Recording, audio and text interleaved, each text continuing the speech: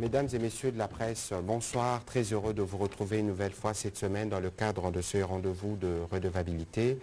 Ce soir, nous allons parler d'une question dont on a abondamment parlé ces derniers jours, ces derniers mois. Il s'agit de la situation sécuritaire dans le Grand Bandundu de manière générale, mais à Kwamouth de manière particulière. Comme vous le savez, il y a eu beaucoup d'attaques des assaillants, de conflits intercommunautaires. Et dans le cadre de la stratégie gouvernementale, la stratégie du président de la République pour amener la paix dans cette partie du territoire national, il a été mandaté une mission spéciale de pacification pour accompagner les efforts de forces de sécurité qui devaient ramener la paix dans cette partie du pays. Nous avons observé depuis plusieurs semaines maintenant une accalmie sur le terrain et vous avez vu sûrement de différents reportages qui vous montrent comment les jeunes assaillants sortent des forêts pour se rendre aux autorités publiques. Et donc ce soir, nous avons pensé faire le point de la question, même si elle est encore en cours des traitements, mais nous avons estimé utile de faire un point média pour vous permettre de comprendre la stratégie gouvernementale pour régler durablement la question de la sécurité dans cette partie du pays. Nous avons ce soir le privilège d'avoir avec nous la ministre près le président de la République, Madame Nana Manouanina. Bonsoir Madame. Bonsoir. Et à ma gauche, nous avons le vice-ministre de l'Intérieur, décentralisation et sécurité, M. Jean-Claude Moulipe. C'est donc avec eux que nous allons aborder ces sujets relatifs à la situation sécuritaire dans le Grand Bandundu de manière générale et à Kwamouth de manière particulière. Je voudrais donc rapidement donner la parole à Madame Nana Manouanina qui va nous faire le point du pourquoi le président de la République avait choisi de lancer une mission de pacification à côté des efforts qui ont été faits notamment au plan sécuritaire pour répondre rapidement à cette question et apporter une réponse durable. Madame Nana Manouanina, merci de vous joindre pour la première fois d'ailleurs à cet exercice de redevabilité. Nous espérons vous recevoir dans des prochains débats, mais ce soir nous voulons particulièrement que vous nous dites quelques mots sur la mission que le président de la République vous a confiée, pas à vous seul, mais avec le collègue de l'Intérieur pour ramener la paix dans cette partie de la République démocratique du Congo. Vous avez donc la parole pour vos mots introductifs. Merci pour la parole, Excellence, Monsieur le ministre. La préoccupation, si je vous ai bien suivi, est celle de comprendre pourquoi le président de la République, chef de l'État, a-t-il mis en place une commission, en plus des efforts du gouvernement et de nos forces armées qui étaient sur terrain. C'est justement dans les soucis de pouvoir donner de la place au dialogue face à un conflit issu de la redevance coutumière, un conflit qui n'oppose tellement les parce que certains ont déjà intitulé les conflits Teke-Yaka. J'aimerais peut-être faire un point pour dire que ces conflits ne devaient pas être résumés entre le peuple Teke et Yaka, mais c'est plutôt un conflit entre les Teke et les fermiers. Parce que parmi les fermiers, vous retrouvez les Yaka, en majorité, mais aussi vous retrouvez d'autres peuples, les Bangala, d'autres tribus, les Baluba, le Bambala. Donc il n'y avait pas que de Teke et des Yaka. Ça, j'aimerais corriger ça. Alors simplement, nous avons voulu donner de la place au dialogue parce que nous avons constaté qu'avec la force de l'armée, avec les interventions gouvernementales, les gens ne s'accordaient pas. C'est-à-dire que l'action n'était pas rapide. Alors il a fallu trouver de l'espace pour ramener tout le monde à la raison, donner l'occasion à ces gens-là d'obtenir le message, de se comprendre, d'échanger pour trouver une solution d'ensemble. Alors ici, il faut préciser que cette mission a 3 phases. La première phase est celle de pouvoir évacuer tous ces enfants, que ce soit des enfants Teke ou Yaka, qui ont accepté, qui ont répondu pour dissoudre les armes et de sortir de la forêt pour promouvoir la paix. Et la deuxième mission viendra pour la réconciliation. Cette fois-là, il faudra aller sur le terrain avec la notabilité du terroir, le vrai chef Teke Eyaka, pour organiser une réconciliation. Et la troisième phase sera consacrée à la justice. C'est-à-dire qu'il y en a qui auront à répondre à leurs actes. Donc c'est par rapport à ça que le chef de l'État a diligenté cette mission. Mais il faudra rappeler aussi ici que les conflits Teke et les fermiers, pour ne pas dire Teke Yaka, a comme source la redevance coutumière. Le peuple Yaka a une augmentation et d'autres fermiers de la redevance. Aller d'un ou de 2 sacs à 5. Alors, ils ont résisté. Ils ont saisi. Et après, une résistance installée qui n'a pas simplement plu au peuple Teke qui est le propriétaire du sol. Parce qu'abusivement, nous avons appris ou entendu certains Yaka déclarer qu'ils étaient dans leur sol. D'ailleurs, c'est l'élément qui a fâché le plus, que certains Yaka parlent de la terre Lunda pendant que ce n'est pas leur terre. Et là, il faut préciser que la terre, là, c'est la terre des Teke. Ils sont venus, comme tout autre Congolais, pouvant se résider dans un sol congolais. Alors, ils ne doivent pas déclarer qu'ils étaient dans ou dans la terre de leurs ancêtres. Et ça a inquiété. Le conflit est parti de là, de cette redevance. Plus tard, on a appris qu'il y avait une main noire, un conflit entre les peuples qui cohabitaient déjà ensemble, ne pouvaient pas aller jusqu'à des tueries, à des pertes. En vie humaine tel qu'on a observé, ce n'était pas déjà dans leur culture de décapiter, d'incendier. C'est allé trop loin pendant que la justice pouvait s'en occuper.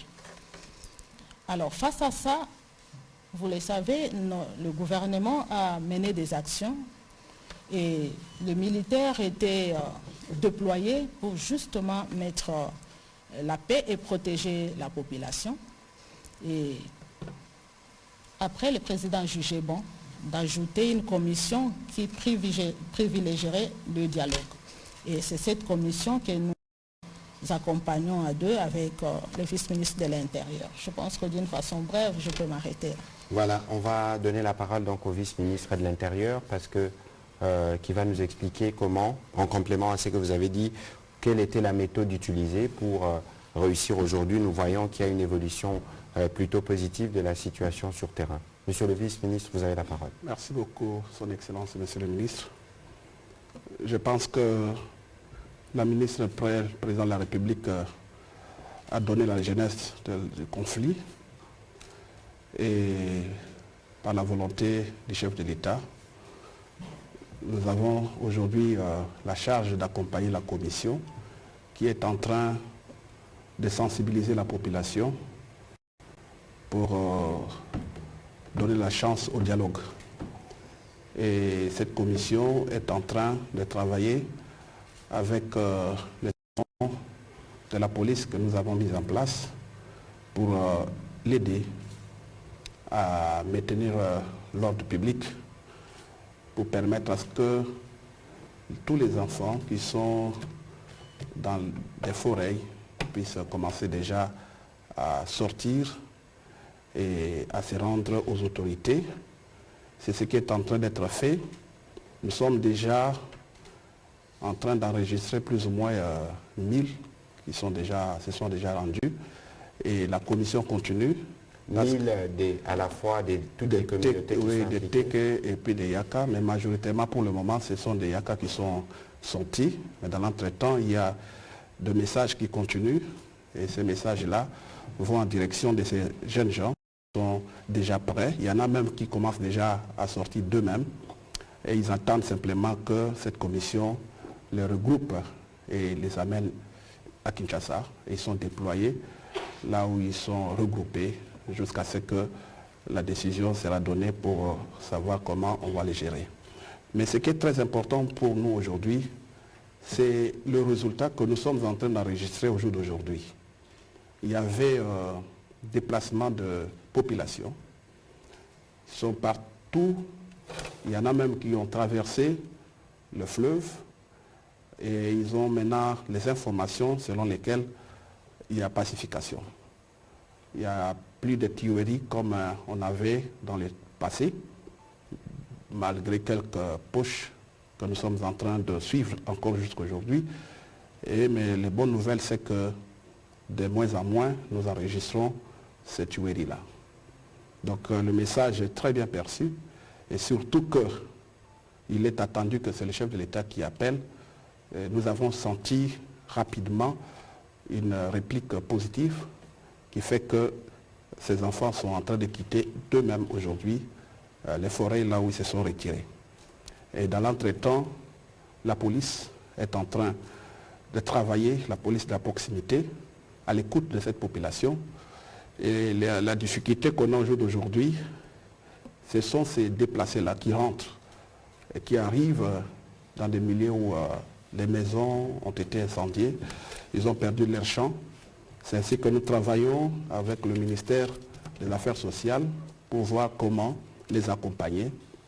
Et certains organismes humanitaires qui sont avec nous, qui travaillent également dans ce sens-là. Parce qu'on sent que de plus en plus, les nombres augmentent de ceux qui désirent rentrer dans leur terroir. Et puis je pense que pour le moment, la situation est en train vraiment de revenir en ordre. Il y a la calmie. Et puis nous croyons que la deuxième mission qui est attendue, celle de dialogue entre les notables, la notabilité de deux communautés, doivent rester maintenant ensemble dans des rites ancestraux pour enterrer définitivement les haches de guerre, pour que ce type de choses n'arrive plus jamais. C'est ainsi que nous sommes en train déjà de préparer cette deuxième mission, en commençant par quelques missions, quelques rencontres qui vont avoir lieu ici à Kinshasa, dans notre ministère.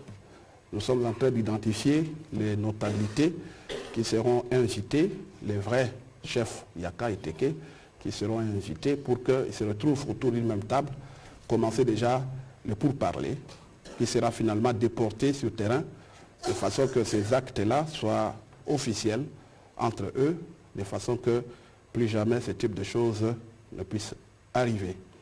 Alors, beaucoup posent des questions pour savoir, mais des auteurs de ces exactions, nous avons dit que c'est la troisième phase qui va consister aux responsabilités. Chacun va répondre de ses actes. Ça ne peut pas manquer. Pour qu'il y ait vraiment paix, il faut que la justice puisse aussi s'inviter. Voilà, Excellence, je m'arrête à ce niveau-là. Voilà. À cet instant. Merci, Monsieur le vice-ministre, de vos mots introductifs, mais comme vous pouvez le comprendre, donc, la question a été prise en charge de manière globale. Besoin d'intervention humanitaire, le gouvernement est intervenu. Aujourd'hui, il y a des populations déplacées qui sont entrées dans leurs initiales. Si une composante judiciaire se mettra en place les moments venus, nous en avions parlé dans l'une de nos réunions de sécurité parce que vous l'aviez appris qu'il y avait notamment certains militaires qui étaient mal comportés sur le terrain et pour lequel l'auditorat en tout cas avait déjà ouvert une procédure ici. Ce qu'il faut comprendre, c'est que le gouvernement va utiliser tous les moyens possibles pour que la paix revienne dans cette partie du territoire national. Et donc, aujourd'hui, nous faisons le point des évolutions. Nous reviendrons sûrement pour faire un autre point au fur et à mesure que nous engrangerons des résultats suivant la volonté exprimée par le président de la République. On va commencer notre série des questions, mais je souhaite alors cette fois-là une question précise par journaliste pour nous permettre de gérer les temps. On va commencer par Paul Matendo.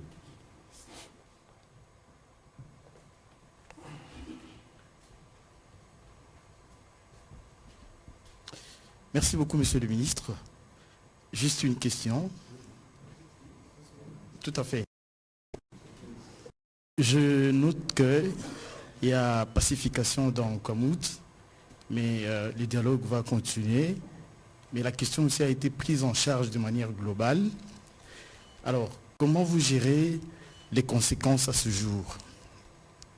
L'une des conséquences, c'est le faible taux d'enrôlement enregistré dans cette partie du pays. Je prends l'exemple de la province du Kwango. Sur 1 195 000 personnes attendues, à ce jour, à 2 semaines de la fin de l'opération, 400 000 seulement ont été enregistrés. Qu'est-ce que le gouvernement compte faire, avec la CENI bien entendu, pour permettre à ces gens de s'enrôler? Merci. Voilà, encore que la question, il faudra peut-être la poser de manière précise au président de la CENI, parce que c'est lui qui s'occupe du suivi quotidien de ces éléments. Je vais donner la parole à la ministre Prey, qui pourra se faire compléter par le vice-ministre à ces sujets. Voilà, par rapport à cette question, moi je note que ce n'est pas une préoccupation qui ne concerne que Kwamout, parce que même dans les grands Bandundu, là où on avait commencé, et dans d'autres, la partie ouest, on a connu des moments de retard pour des problèmes techniques, pour le retard de déploiement matériel, et on a envoyé, on a saisi la hiérarchie de la CENI par rapport à ça. Vous avez vu qu'on a dû accorder quelques jours pour récupérer ces retards. Moi, je pense que par rapport à Kwamout, c'est la même démarche. Les doléances sont récoltées et puis transmises à la CENI. Et c'est à eux de voir combien de temps perdu qui peut être récupéré. Et certainement, parce qu'on a besoin que tout le monde s'enrôle, et ils vont ajouter des jours pour permettre à ceux qui n'ont pas pu s'enrôler de les faire. Nous allons juste déposer, déjà on a commencé à les faire auprès de la CENI, ces doléances, pour qu'ils prennent la question en charge. Voilà, monsieur le vice-ministre. Oui, je pense que c'est la même réponse que je pourrais donner, parce que la CENI a enregistré déjà dans le passé des situations, et je pense que la réponse de la CENI était claire. Il n'y aura pas un coin qui va perdre. Ils vont tout faire pour que le temps perdu soit récupéré, et pour donner la chance à chaque Congolais de se faire enrôler. C'est la politique, je pense, actuelle de cette CENI qui est aujourd'hui sur le plan de... Nous avons remarqué aujourd'hui nos frères diaspora, la CENI a tout fait pour qu'ils se fassent enrôler. Ça veut dire que cette politique-là est valable pour tout Congolais. Je crois que chacun aura la chance de se faire. Pour ça, d'une manière technique, nous ne pouvons pas répondre à la de la CENI. Je parle en général, c'est ce qui est en train d'être fait. Je pense qu'il y a une problématique que votre question soulève, notamment les populations qui ont été déplacées. Je pense qu'il y a un besoin d'approfondir le sujet avec le président de la CENI. Peut-être que nous l'inviterons à l'occasion d'un briefing, comme ça nous pourrons aller dans les détails pour savoir ce qu'il en est exactement, parce qu'il est question de donner à tous les Congolais l'opportunité de pouvoir s'enrôler pour plus tard obtenir la carte d'identité et voter. Prochaine question, Benoît Niemba. Une question, s'il vous plaît. Excellence, je vais, comme l'actualité l'oblige, mais je pose d'abord la question à Madame la ministre près de la présidence. Il y a toujours eu de conflits communautaires comme on a toujours eu dans le Kassai, dans le Minembwe et partout. Mais quand même à Kwamout, vous avez quand même déniché une main noire.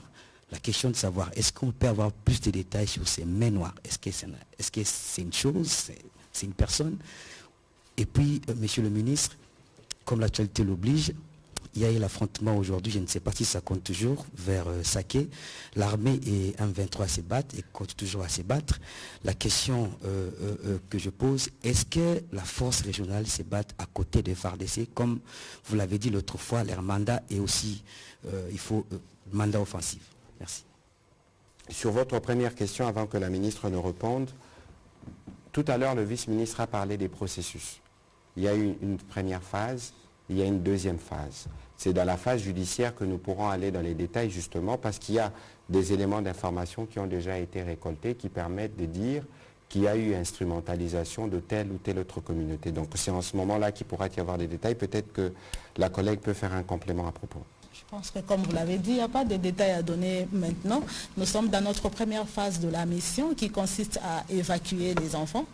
Et nous sommes tenus aussi à un secret. On ne peut pas déjà tout dire parce que, comme je le disais, il y a la troisième phase qui portera sur que la justice va prendre à main pour nous dire qui était derrière ou pas.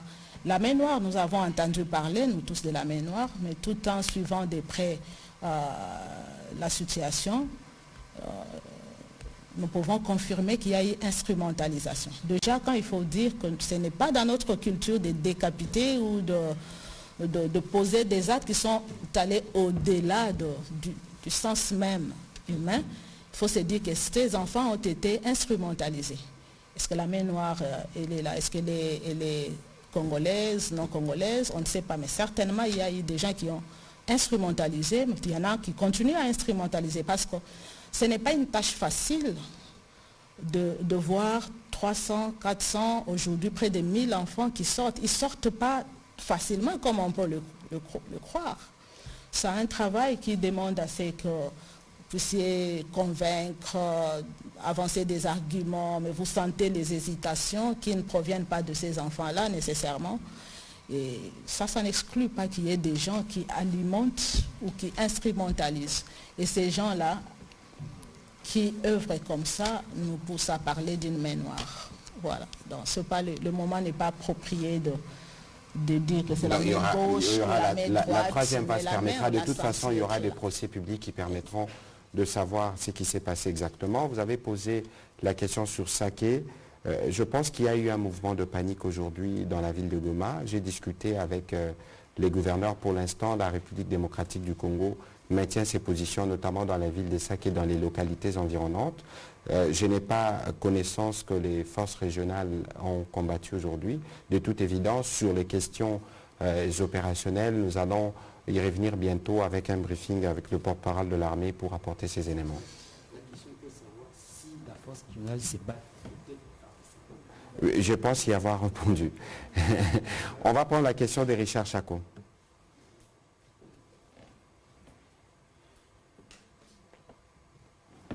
Merci beaucoup, monsieur le ministre. Madame la ministre après le président de la République, vous avez dit que parmi les causes de ce conflit entre Téké et fermiers, c'est la question de la redevance coutumière.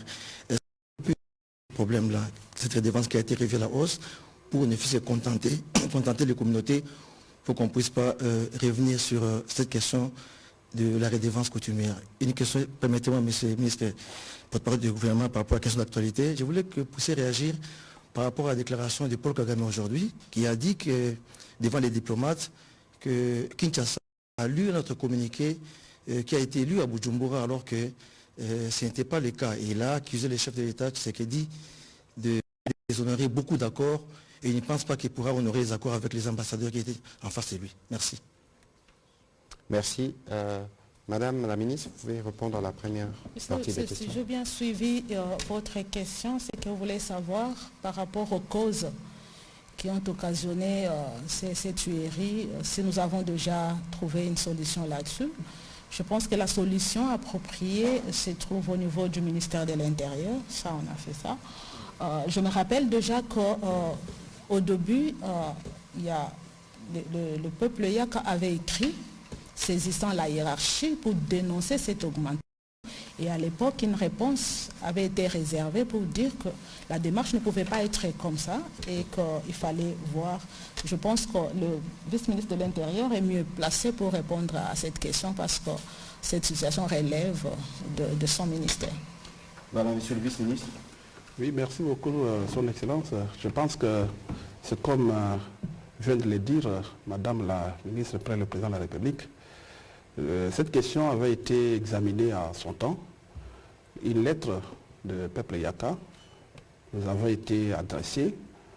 Et comme vous le savez, pour augmenter une taxe, il se passe toujours des préalables. Ça veut dire que faut élargir l'assiette fiscale, par exemple, on doit tenir compte de certains facteurs. On doit regarder les assujettis, on doit regarder le pouvoir d'achat, savoir s'ils sont en mesure de supporter ces taxes ou pas.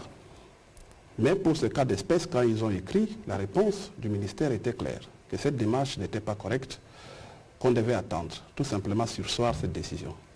Voilà, c'était de cette manière que cette question avait été réglée à son temps. Merci. Voilà, on va revenir sur la question que vous avez posée à propos du président Kagame. Bon, il est coutumier maintenant que dans ses prises de parole, il essaie à tout prix de justifier les massacres qu'il est en train de commettre en République démocratique du Congo sous les couverts, il n'y a même plus de couverture, c'est l'armée rwandaise qui opère. Ici, je dois rappeler 2-3 choses. La première chose, c'est que au 23 novembre 2022, lorsqu'on a fait les mini-sommets de Luanda, on croisait 2 processus. Les processus de Nairobi et les processus de Luanda, parce qu'il y avait, souvenez-vous, une médiation africaine qui s'opérait autour du président Lorenzo par principe de subsidiarité, parce que c'est lui qui dirige la CIRGL, et la RDC comme le Rwanda fait partie de cette sous-région. Ensuite, il y avait la question qui était traitée au niveau de la communauté de l'Afrique de l'Est, où la République démocratique du Congo comme le Rwanda sont membres. Et donc il y avait un besoin de croiser les 2 processus pour avoir un schéma unique qui engage le parti et qui nous permette d'avancer vers la solution. Je pense que le communiqué de Luanda, qui a été exceptionnellement signé par des chefs d'État, a été porté, y compris par la communauté internationale, comme la voie qui va nous permettre de régler les problèmes dans la durée. Il y avait là, je rappelle 3 choses, cessation des hostilités, retrait, désarmement, dialogue et puis reprise des discussions pour les relations diplomatiques entre la République démocratique du Congo et le Rwanda, c'est le principe. À la réunion de Bujumbura, on devait faire le point à la demande du président Ndayishimiye de la situation sur terrain qui s'est dégradée. Je vous épargne de détails que vous avez tous suivis et qui avait besoin de refaire le point pour être sûr quel est le degré d'application ou de respectabilité du communiqué de Luanda. Malheureusement, les communiqués qui est ressorti de la réunion, je ne pense pas que ma mémoire me trahisse, nulle part on n'est fait mention du communiqué.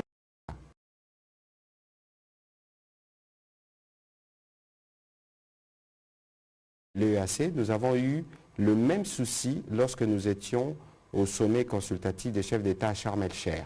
À l'occasion, c'est le Premier ministre qui représentait le Président de la République. Au terme de la rencontre, il y a un communiqué qui doit être lu et qui doit être avalisé par toutes les parties. Et donc, il y avait un besoin de relecture parce que la partie congolaise, représentée par le vice-premier ministre Lutundula, avait fait remarquer qu'on ne pouvait pas faire un communiqué après une réunion comme celle-là sans s'y référer au schéma des départs. Parce qu'aujourd'hui, il existe une feuille de route pour régler les problèmes à l'est de la République démocratique du Congo.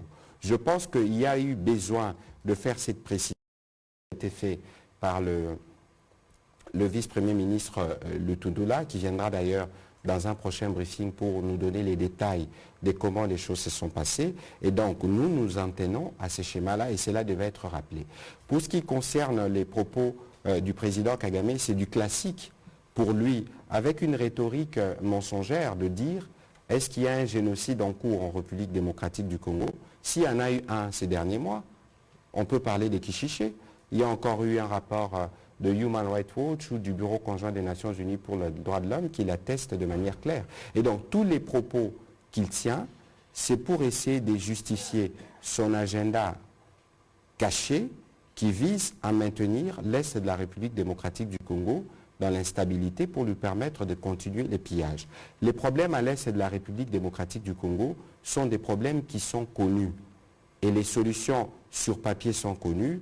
Il faut au président Kagame de comprendre que la violence est révolue et que maintenant le temps de la paix est arrivé. Donc il vaut mieux pour lui qu'il arrête tous ces faux fuyants et qu'il souscrive à sa responsabilité qui est celle de cesser de soutenir les M23.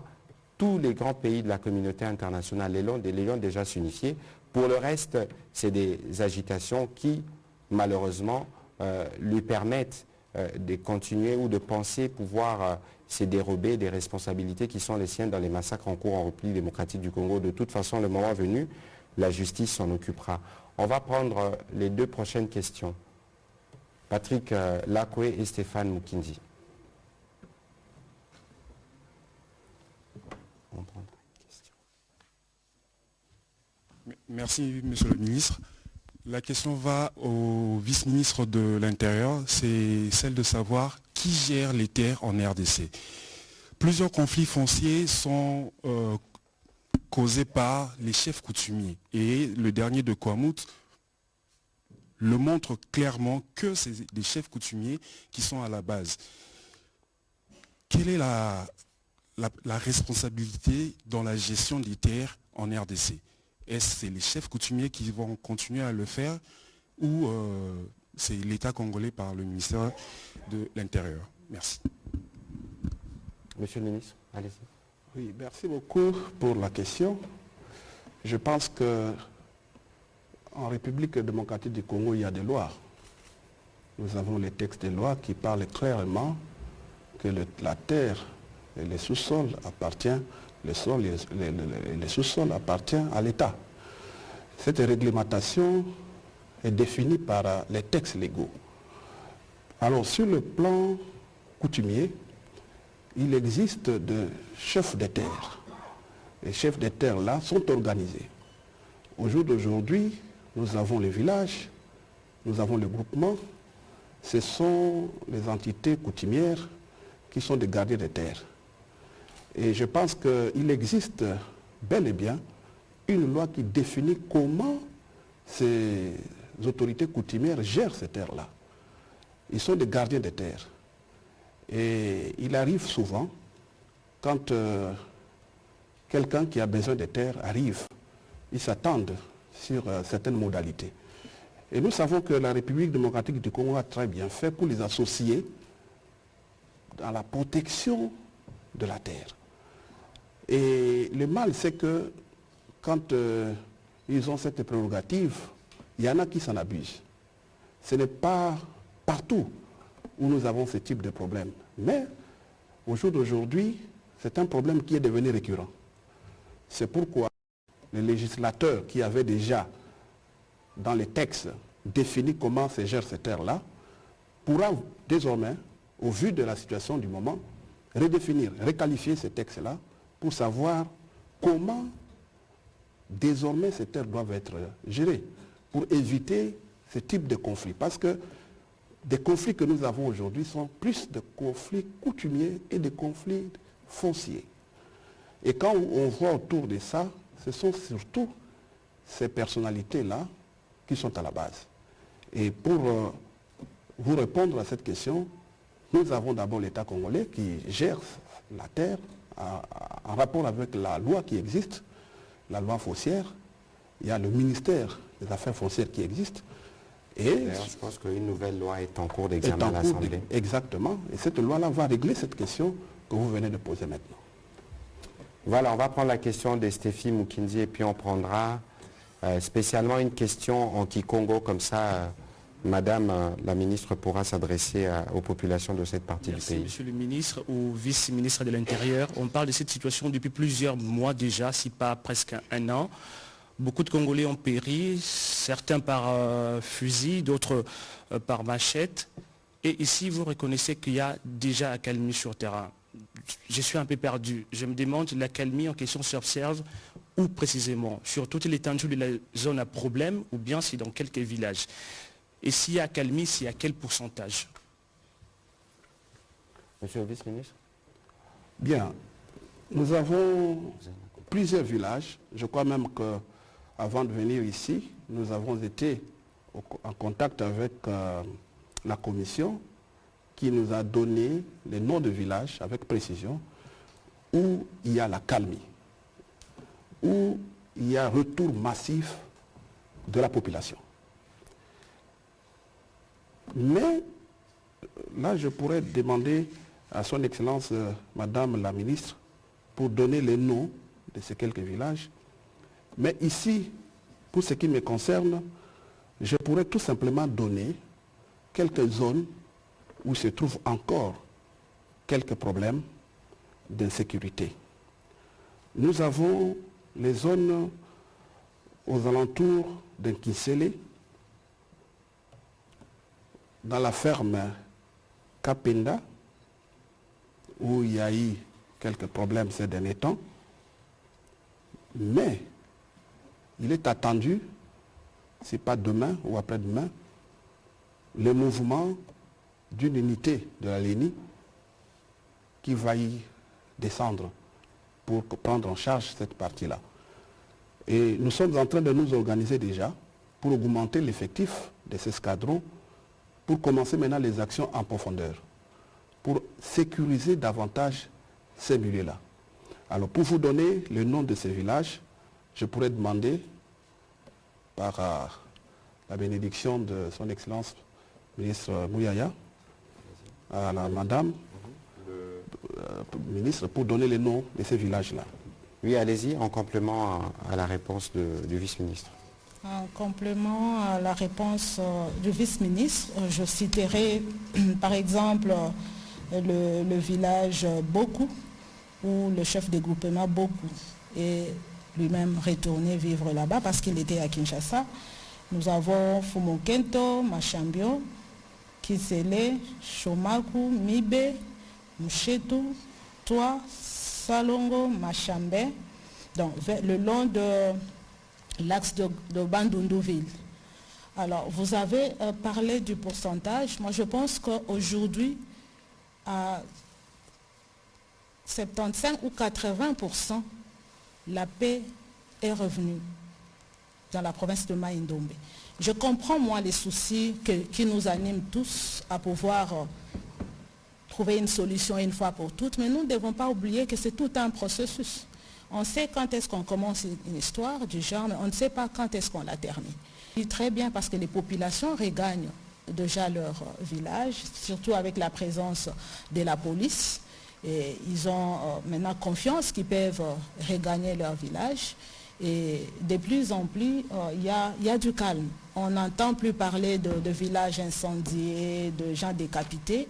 Mais ça n'exclut pas le quelques points chauds qui restent, de quelques coins là où on continue à travailler. Et c'est par là que d'ailleurs nous étions tout à l'heure en train de féliciter la commission, de louer les efforts que cette commission-là a fait sur terrain, parce que ce n'est pas une tâche facile d'aller là-bas, abandonner les véhicules, entrer dans la forêt, faire 80 km à pied, convaincre ces enfants-là et leurs leaders de tout abandonner, de sortir. C'est un travail louable qui, avec la bénédiction du président de la République... Avec des risques d'ailleurs. Trop de risques, parce que par moments, ces enfants-là, ils changent de face. Dès qu'ils entendent qu'on a tiré à gauche, ils se disent donc vous nous avez piégés, et puis ils redeviennent très violents. Il faut négocier, il faut signer des accords pour qu'ils soient calmes et qu'ils acceptent de sortir. Vous ignorez le degré de stress et la commission et nous qui sommes ici endossons quand ils sont dans la forêt. Mais je pense qu'aujourd'hui, on ne parle plus de tuerie dans Kwamouth. Et c'est par là que moi, je ne cesse de rappeler chaque fois que je me retrouve devant le micro, de faire appel à tous ceux qui continuent à instrumentaliser pour des intérêts personnels. Nous avons tous intérêt de coagir pour l'intérêt de la population congolaise, aux côtés des efforts du chef de l'État, du gouvernement, de nos forces armées, de la commission. La population tout entière, surtout la population du terroir, a aussi la responsabilité de participer positivement pour que nous puissions mettre fin totalement à ces désagréments. Voilà, on va prendre exceptionnellement une question à Kikongo avec Fabrice, comme ça vous permettra... Il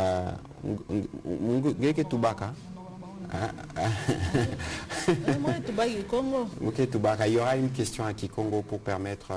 Je pense que le vice ne va pas se plaindre, pourquoi pas dans sa langue, et c'est de ma langue, dans ma langue. Donc c'est pas de ma faute. C'est plus parce qu'il s'agit de Kwamouth. Excellence Mouyaya, ndufuke na Kikongo na mama Nana samuna kuzaba iti bampangi na beto eme katuka na mfinda beke na binga baou beaucoup na kati ya armée ya esi ya Congo démocratique kasi bayakala ke bima na mfinda beke kotisa bo na kati ya armée na beto bola ino kwa bikala inki mutindo kala babakala bokeleve na ministre yake talaka mambo ya intérieur son excellence tango bozali kobimisa bana ya mibali nyonso na bamboka bisika o bakimaki na zamba bakoti na mampinga pour servir République démocratique du Congo ba mama o bakotikala na bakotikala ndenge nini politique nini o boeli ko sala na place pour sécuriser bana nyonso ya gabandoto matoni mingi. Ouais, je crois que pour la petite traduction, il pose la même question en Kikongo et en Lingala. En Kikongo, c'est la question relative à ces enfants qui sortent et qui sont, on a appris qu'ils s'est intégrés dans les forces armées de la République démocratique du Congo. Voilà en résumé pour nos amis, pour comprendre. Alors, Madame la vice-ministre, vous avez le droit de répondre qu'en Kikongo. Je ne suis pas vice-ministre. Excusez-moi, Madame la ministre. Merci pour la parole. Excusez-moi. Voilà, Sanabana ina basika na finda na ya mendima na appel ya mfuma bwala. Susina yekende inkimpila ba parents na bo, ba mama, ba papa baleki na bo ke bikala parce que bana bakala nyonso e basika bete bikabo na maboko ya ministère ya défense, ya ke expert pour la suite. Je pense que betke na ku forcer bana inave. Parmi bo kena bambuta peut-être ajme kwenda ya lungu kota vena armée. Parmi bo kena baina ke mendi makusala ngemba boke bashika bo rendre ba minduki na bo mais kena mfunu ve ya ku kota na ndonga na formation. Alors disposition ya betme ba kasamu na ba mama bana bampange bika na boala c'est justement effort na betme sala ya ku la police. Je pense que police, déjà 4 escadrons de police Kwendaka, yoke sambu na protéger population na bimanabo. Inquiétude mingi uvandaka bantuva wa boma ya kubikala na armée. Boke wa boma ya teni ya basoda. Alors, fuma boala kulombande ba armée bo katuka, bo vanda na bisika bo fe vanda, mais police kuvanda pembeni ya ba famille sana ku protéger bo na bimanabo.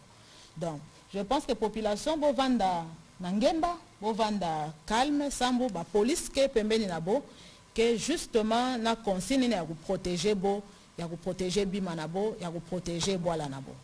Et puis je pense que na côté la police, yo ke mpi devoir ya betu nyonso ya ku se protéger mutuellement en attendant effort ya gouvernement qui ça. Je pense que ce serait important que vous puissiez revenir sur la réponse en français. Comme ça, c'est plus sûr que tout le monde a compris parce que c'est une question que beaucoup de Congolais se posent. Et, la question était celle de savoir quelles dispositions sont prises pour les femmes, les enfants, les vieillards qui restent pendant que tous les jeunes garçons sont ramenés à Kinshasa. Et j'étais en train de réagir que en fait, il y a aujourd'hui la police qui a été déployée, déjà 4 escadrons. Les 4 escadrons font 600 policiers. Alors, la police est là pour protéger les personnes et leurs biens. Alors, les familles qui ont observé leurs enfants sortir peuvent être calmes un peu parce que la police est là pour le protéger. Et j'ajoutais qu'à côté de l'action policière, mais la population a aussi le devoir de se protéger mutuellement. Que les populations qui sont là commencent par se protéger en attendant, faciliter aussi la tâche à la police de les protéger. Je pense que c'est la mesure qui a été prise jusqu'ici. Voilà, monsieur le vice-ministre Nalinga, la Potosilisa. Oui, bâton de mengi journaliste pour na bana babimi baboti basi na bango bana na bango misusu batikali na sima bakobatela mandenge nini na banzi eyano oyo ministre président de la République apesi eza kaka yango wana mosala ya na police nde yango wana mosala ya na police kobatela moto na biloko na ye mosala ya la police ezali kobatela kimia kati na mboka kosala ete moto nyonso aza na se na mobeko moto azali ko na mobeko te soki moto aza na se na mobeko akoko boto eloko ya moto te, akoko yiba eloko ya moto te, nde mosala ya la police. La police epesami wana pona kozala tango nyonso koyoka population. Yango tobengaka na lopoto police de la proximité. Police na biso lelo ezali républicaine, ezali police civile. Oyo ezalaka pembe na population, ko battre la population, ko yoka oyo eza koleka na kati na population. 4 escadrons oyo lelo eza ko opérer na Grand Bandundu, toti moko na Kwilu, moko mususu na Kwango, pe moko mususu na Mai Ndombe. Pe moko etika ya Leni, ezali ya intervention rapide pour appuyer sika besoin et koko zala pour te ba intervenir pour na kotia kimia. Kaka bongo ndenge ministre près à présent lobby kimia ekoti na mboka. Bana wana babimi kaka pona koyoka mbela ya mokonzi pona kimia. C'est au nom de la paix nde babimi. Loko batikali kuna bayebate bo batiki bango batikali na kimia peto kosala nyonso pote kimia wana ebatelama na suki wana na français. Justement, c'est par rapport à la question de savoir ces enfants une fois sortis, leurs parents, leurs enfants, parce qu'il y en a qui ont laissé des enfants, des femmes, quels sont leurs sorts, comment ils seront sécurisés, protégés. La mission légalienne du ministère de l'Intérieur par la police, c'est le maintien de l'ordre public, c'est sécuriser, protéger la population avec ses biens. Et c'est cette mission-là qui nous a conduit à organiser l'escadron, 4 escadrons qui opèrent maintenant dans le Grand Bandundu. Il y a un premier escadron qui opère à Kwilu, un deuxième à Kwango et troisième à Mai Ndombe. Il existe un escadron de la LENI, c'est-à-dire la Légion nationale d'intervention, qui opère en cas de besoin. Et de plus en plus, les résultats que nous avons, c'est en rapport avec cette présence-là. Et nous continuerons à appuyer ces 4 escadrons aux besoins augmentés en nombre, parce qu'il y a des besoins qui commencent déjà à se faire sentir en profondeur, et nous allons continuer à répondre à ces besoins au fur et à mesure. Pour conclure, je dirais ceux qui sont restés, c'est pour besoin de la paix que ces jeunes gens ont quitté la bourse, et nous maintenons cette paix-là. Nous sommes en train de réinstaurer l'autorité de l'État, nous sommes en train d'imposer l'ordre public, et c'est de cette manière que cette paix va rester durable dans ce coin de la République démocratique du Congo. Merci. Madame la ministre, après on va prendre rapidement vos mots de conclusion. Voilà, pour conclure, je commencerai par remercier le président de la République, chef de l'État, son Excellence Félix Antoine Tshisekedi Tshilombo, pour son sens de patriotisme. Il ne cesse d'agir comme un vrai père pour que la paix revienne dans la province ou dans l'espace Grand Bandundu. Et aussi le Premier ministre qui chaque fois nous encourage, nous accompagne à pouvoir atteindre notre objectif. Je félicite et j'encourage la commission qui est gérée par les rois Mini-Congo. Nous n'ignorons pas combien ils souffrent pour nous aider à atteindre cet objectif.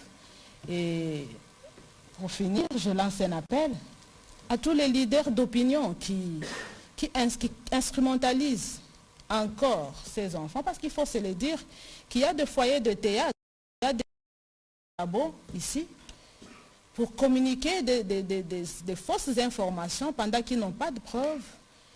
Il y en a qui montent des enfants pour raconter ça et ça, de fausseté, juste pour traumatiser. Nous n'avons pas besoin de ce genre de théâtre pour ramener la paix dans l'espace grand.